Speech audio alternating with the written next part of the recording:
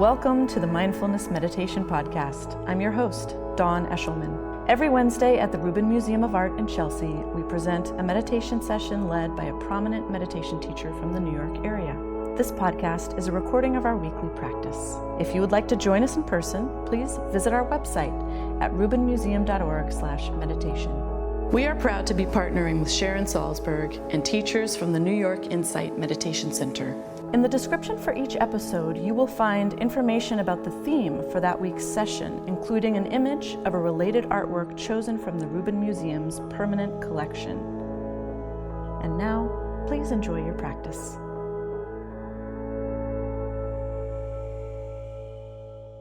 Good afternoon.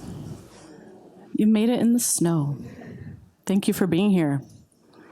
There's something nice about meditating on a snowy afternoon. What a luxury.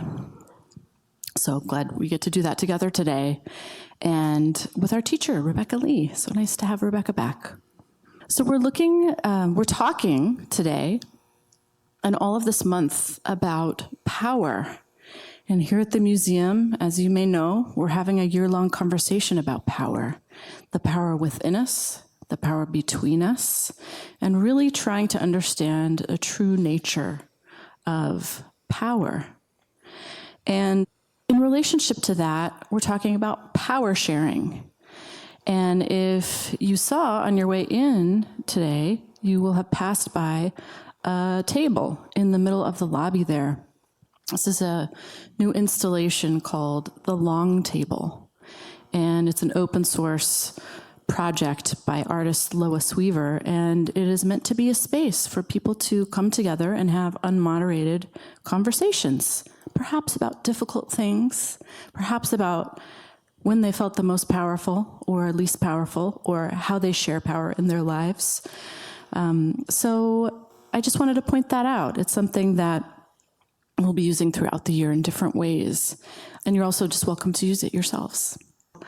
So it's nice to have a place to actually have a conversation that is dedicated to that, and that is, a place where people who know each other can meet, or people who are just looking for conversation and to engage with someone they might not know is also pretty cool. So as part of this exploration of power, we are looking at a work of art that is from the exhibition up on the 6th floor called Faith and Empire. And this is all about how people used religion and art to become powerful in different ways, right? And what's so interesting about the figure that we're looking at today is this is a warrior. This is, as you know, many of you who have been here before, often in Tibetan and other art of the region, there are figures that are wrathful, that are fierce, who are known as protectors. This is slightly different, but it's along the same lines. And what I think is interesting about this warrior figure, Guan Yu, he was a general in the Chinese army, and he became enlightened. He became a deity. So imagine that. Seems like maybe, I don't know, are there contradictory elements in there, perhaps? I don't know. But we are full of contradictions, aren't we? That's something we bump up against in our meditation practice all the time. So it's, I think, interesting to consider this prospect of this enlightened general. Also, I think what's really interesting about this particular work of art, in which we see these kind of very verdant green landscapes and rolling hills and these pink and white clouds. This tells us about the region that this is from. This is from the Qing Dynasty, 1644 to 1911 in China. And in fact, the Tibetan spiritual leader who was a part of this dynasty created a prayer in Tibetan, Manchu, and Mongolian languages, which was inspired by a vision he had of Guan Yu, this protector, who was protecting the dynasty. So it's just an interesting confluence of several different cultures coming together and to embrace this complex figure. So Rebecca Lee is back with us today. Great to have you back. She is a Dharma heir in the lineage of Chan Master Sheng Yen. She started practicing meditation in 1995, and she began her teacher's training with Master Sheng Yen in 99 to become a Dharma and meditation instructor. She's also trained with Simon Child, and she currently teaches meditation and Dharma classes, gives public lectures, and leads retreats in North America and the UK. And she's the founder and guiding teacher of Chan Dharma Community and a sociology professor at the College of New Jersey, where she also serves as a faculty director of the Alan Dawley Center for the Study of Social Justice. Please welcome her back, Rebecca Lee.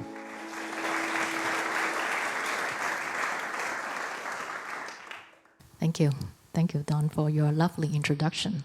I always enjoy listening to your introduction. I also want to thank everyone for coming out on a slightly snowy day. I travel from New Jersey, whose state's governor declared a state of emergency. So I felt I will brave the element to come like all of you. Today's theme, this month's theme, power, and in Dawn's introduction of the key character of today's artwork, she talked about a general and attaining enlightenment. How surprising. If you felt it was surprising, maybe perhaps because you felt a general, a soldier, he probably killed a lot of people, did a lot of these, what we consider very bad things, and how can this person be enlightened as well? And this reminds me of this very important saying in Chinese Buddhist tradition, that if you put down the weapon of killing that you've been using this moment, immediately you can be Buddha. What that means is that it doesn't matter what we have done in the past. Yes, we have made mistakes in the past, but this moment, what are we doing? This moment, are we still giving rise to vexations, the cause of suffering? Or are we choosing not to do that? If this moment we can not give rise to cause of suffering at all, then we can be fully at peace in accordance with wisdom and compassion fully, then that is no different from Buddha. That's what that means.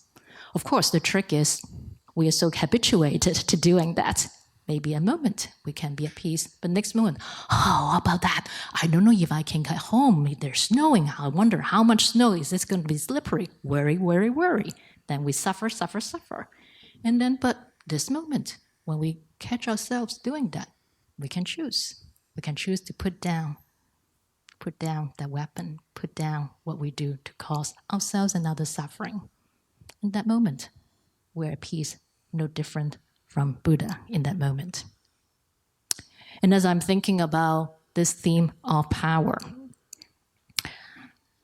in our spiritual path, many of us had learned to rely on others, maybe some kind of guru or a deity, or anyone we believe is more accomplished spiritually to save us, to deliver us from our misery or from our suffering. And underlying this belief is that we can't possibly do it. I'm too weak. I am too defective. Whatever it is that we believe about ourselves, that leads us to believe that we must rely on some other power to save or deliver us. In Chinese Chan Buddhist practice, it is a path of not relying on other power, meaning that in this practice, we believe we all have the Buddha nature within us, every single one of us, that it is entirely possible for every one of us to find freedom from suffering with our own practice. We can use the guidance following the experience of teachers or gurus or masters who have tread this path, and we can learn from their experience through following their teaching, their guidance. But it is up to us to do it, to walk the path. And also we are the only one who can actually stop giving rise to suffering ourselves. The story of Buddha's attendant left a deep impression on me when I first studied the Dharma. Some of you might have heard the story, Ananda, who was the Buddha's cousin, who was his attendant, who was by the Buddha's side all the time. And it was believed that he remembered all of his sermons. And then after the Buddha entered parinirvana, he was not admitted to the big gathering of great arhats because he had not attained arhathood. And he was like, I don't know, because I was waiting for the Buddha to deliver me this whole time. He thought like, I'm like spend all these, FaceTime with Buddha. Surely something would have rubbed off. And he realized then that, I actually have to practice myself. And he did, because he had all the teachings memorized and he attained arhatship. So, this spirit of not relying on other power in our practice is very much part of what Chan Buddhist practice is about. Every moment, this moment, when we settle our mind and cultivate this clarity of what is going on in our mind, what we're experiencing, we can see clearly for ourselves, are we about to react in our habitual ways of aversion or craving and cause suffering for ourselves and others? And when we see that, can we see that we don't have to do this? We have a choice. We don't have to follow this habit, however entrenched it is. Knowing this conceptually is one thing, but we may feel at the emotive level that I can't help it. It might be this feeling of fear that we have conditioned in ourselves. Maybe we realize that we have cultivated this belief through our experience, through our conditioning in our life. Somehow we believe that I can't.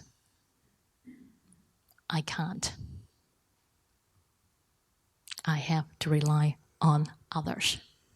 Or really, we deeply believe that I'm so deeply flawed, I can't change. I have met practitioners who truly believe that and was shocked to hear that, no, you really can do it. You can change. And you might have met people like that. I have met one of my neighbors who's a little older than my mom. She told me that I can't go to the restaurant myself. She really believed that she can't. I can't. And it's like, she told me I can't go to the movie myself. She had to wait for her daughter to visit to go to see a movie she wants. She can't. And sometimes we hear the things that we say we can't, or someone else say it, we think, wow, I can't believe it. Surely you can. Do we have something like that in us? That we say, I can't. That had this underlying fear that lead us to believe that I can't change. I don't have the power. In that way of thinking, we are giving power to others. I remember, I want to share this story with you. Many years ago, I was assisting in a retreat, and I discovered that in that retreat, I would be responsible for the sound equipment. And along the way, I had developed this phobia of machines. So any machines that had like buttons, a lot of buttons on that, I was like, I can't deal with this. And I was looking at that thing with lots of buttons. I look at that, and I saw myself saying this in my mind, I can't. And I saw that thought, and I see that like, that is ridiculous. It's like, these are just buttons. Surely I can ask someone to tell me which one to turn on, and then I would get this figured out. And I had someone write me a very detailed instruction, and I overcome my fear of those buttons and machines. And I used to tell myself that I can't switch onto my new iPhone myself because I will screw it up. And I listened to what I should do and I Googled it and I just did it. I can't. It's a thought that we have learned to believe in. We can unlearn it.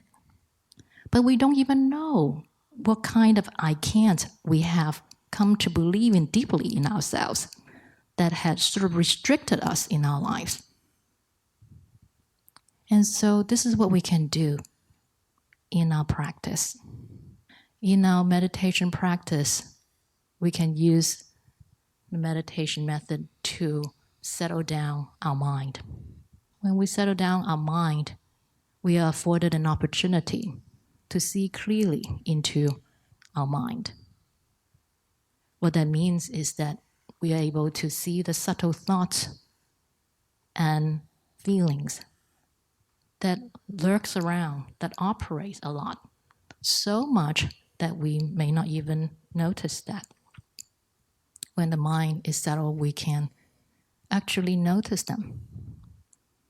And then we can have an opportunity to see for ourselves the validity of these thoughts. I can't. Surely, like really, why? I can walk into that restaurant and they will serve me food. Like, what is the basis of the I can't? And we can see the deep-seated fear that we have developed around certain belief. But it's not that easy. Some things are more difficult to overcome than others. So we learn to work with ourselves step by step. So when we learn to cultivate this stability and clarity of mind, we carry it with us in our daily life. And in our daily life, we can notice moments when we say, I can't do this. I can't say this. Whatever it is, I can't think this. Whatever it is that we have come to believe. And we can notice this thought that I can't, underlying it is this belief about ourselves, about our powerlessness. And we can poke hole in this belief. And we can practice doing that in our meditation. We're meditating, and it's like, oh, I can't do this. Like, I can't keep doing this. This moment, the thought arises that really bothers us. Can I just sit here with this thought and feeling and allow it to be in the mind and then allow it to come through? We might notice the mind saying, no, I can't. I get upset. I can't help to suffer. So let me try. And you notice, I try that. I sit with it, maybe with this physical discomfort, and it goes. That's the chance we poke hole in the belief that I can't. And we see that it's just like a cotton candy, full of holes. It is not solid. And so we can make use of the practice to allow us to see the habit we have developed to cause ourselves suffering. One way is the conditioning of our mind in believing that there are all kinds of I can't. That is compelling us to build walls and blocks on our path in our life, believing that we have to rely on other power. That blocks us from believing that we can actually make a choice right here, right now, in this moment, to stop giving rise to suffering. We don't have to wait. We don't have to wait for someone else to come deliver us. So let's practice together. And in this practice session, we practice to see into our mind in those moments when we are about to give rise to habits of suffering. In that moment, whether we can practice remembering that we can choose not to follow that habit. And you might like to take off your glasses. It will help you relax your facial muscles, take you through a whole body relaxation.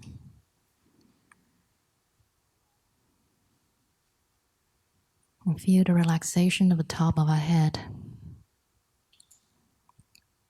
like melting butter. And feel the relaxation spread to the forehead. Check to see if we're holding tension in these muscles, perhaps from habits of worrying. And allow the tension to melt away. And feel the relaxation spread to the eyeballs and eye muscles. We hold a lot of tension in these muscles from all the judging, analyzing, comparing. And right here, right now, we can give them a vacation. And allow the tension to melt away. And feel the relaxation spread to the facial muscles. Check to see if we are holding tension in some part of our face. Maybe to put up a facial expression for the world to see. Right here, right now, you can give these muscles a vacation and allow the tension to melt away.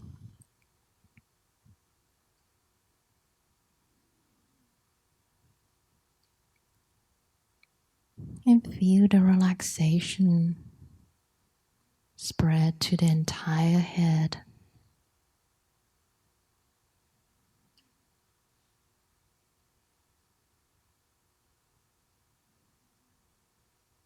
Feel the relaxation spread down the neck muscles,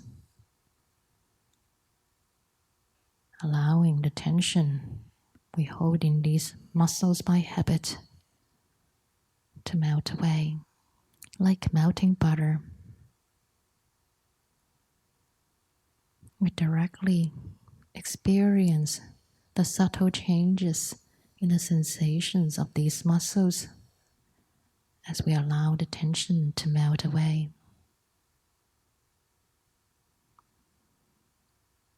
And feel the relaxation spread down to the shoulder muscles.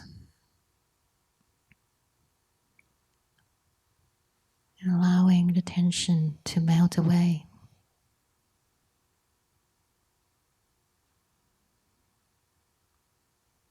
And feel the relaxation spread down the arms.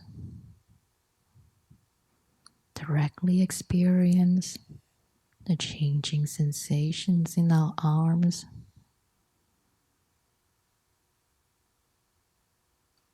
As we allow the tension to melt away. Spreading down to the forearms. And all the way to the fingertips.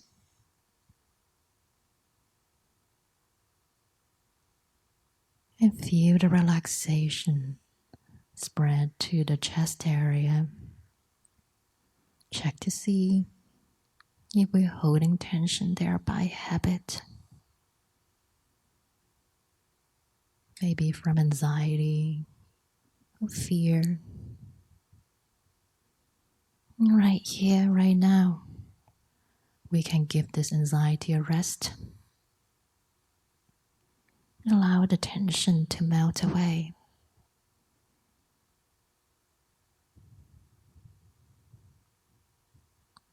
And feel the relaxation spread down the torso, all the way down to the lower abdomen.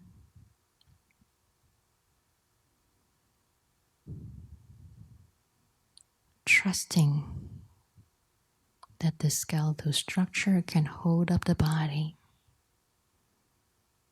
These muscles can take a vacation, allowing the tension to melt away. And feel the relaxation spread to the upper back, between the shoulder blades, allowing the tension we hold here habitually to melt away. And feel the relaxation spread down the back to the lower back.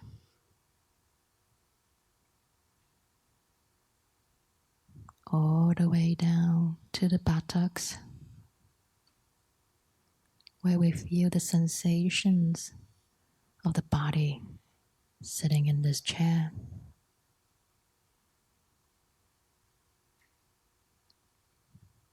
And feel the relaxation spread down the thigh muscles.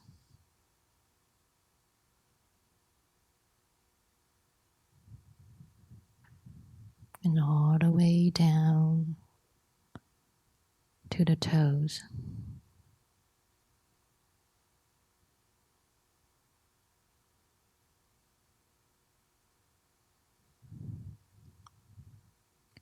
And feel the relaxation of the entire body, sitting right here, right now.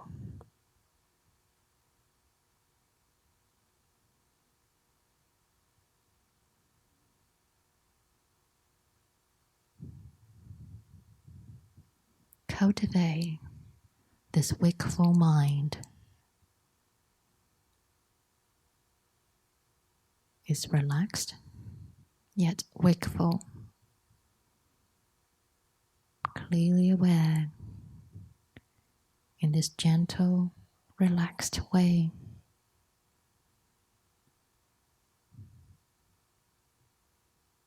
This present moment, experience of our body and mind,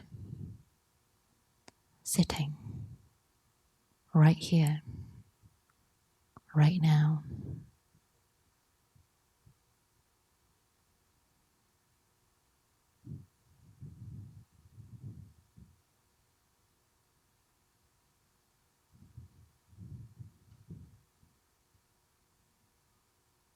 Moment after moment,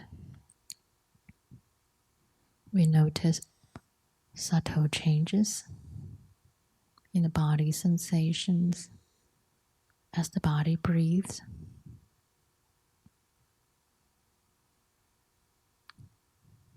We can maintain this clear awareness of the changing sensations as the body breathes,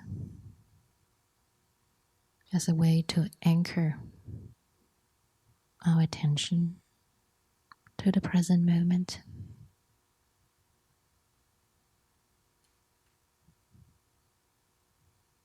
And sitting here, we may notice thoughts and feelings coming and going.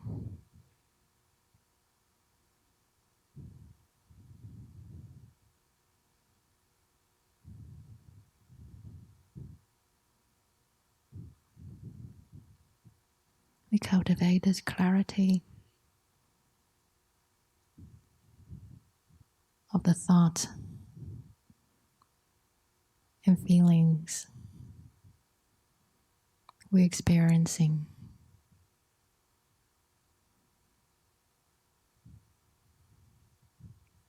Allowing it to be here, allowing ourselves to be fully present with it. And when it's time, allowing these thoughts and feelings to move on their own.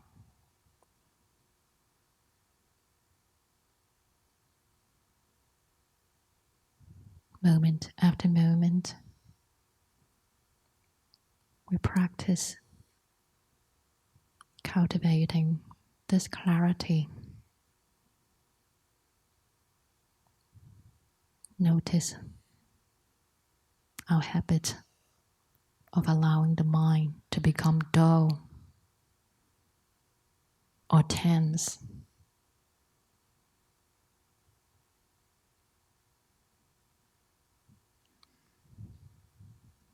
Practice relaxing into the present moment with this wakefulness, moment after moment.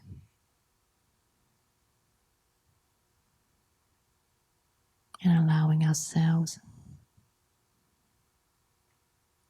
the space to see that every moment we have a choice. We have a choice to react and create suffering,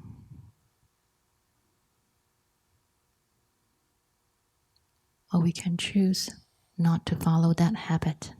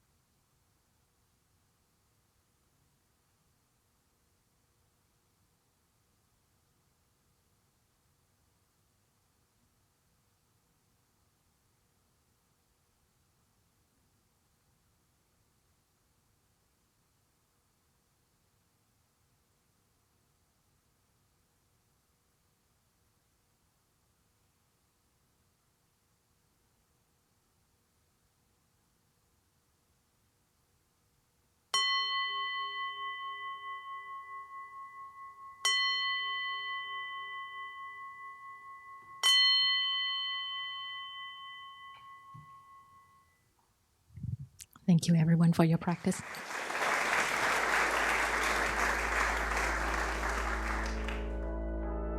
That concludes this week's practice. If you'd like to attend in person, please check out our website, rubinmuseum.org/meditation, to learn more. Sessions are free to Rubin Museum members, just one of the many benefits of membership. Thank you for listening. Have a mindful day.